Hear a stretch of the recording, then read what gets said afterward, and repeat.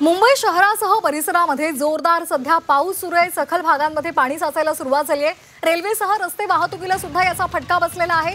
माटुंगा मस्जिद बंदर railway station जवळ ट्रॅकवर पाणी साचलेलं आहे। मध्य रेल्वे सध्या 15 ते 20 मिनिटं उशिराने धावते।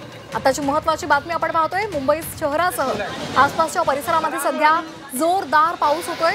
ही दृश्य आपण पाहतोय। माटुंगा रेल्वे स्टेशन आणि मस्जिद बंदर रेल्वे स्टेशन या दोन्ही ठिकाणी रेल्वे रुळावर पाणी साचलेलं आहे।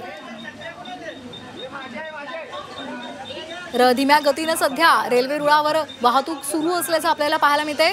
माटुंगा आणि मस्जिद बंदर या स्थानकांमधले हे दृश्य आपण पाहतोय।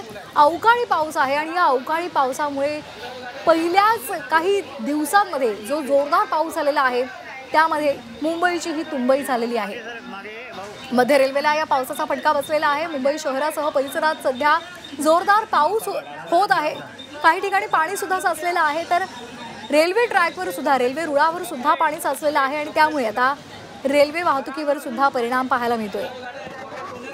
सकाळची वेळ आहे आणि अनेक जण नोकरीसाठी आणि इतर कामांसाठी घराबाहेर पडलेले असतात, मात्र रेल्वे वाहतूक सध्या 15 ते 20 मिनिटं उशिराने धावते।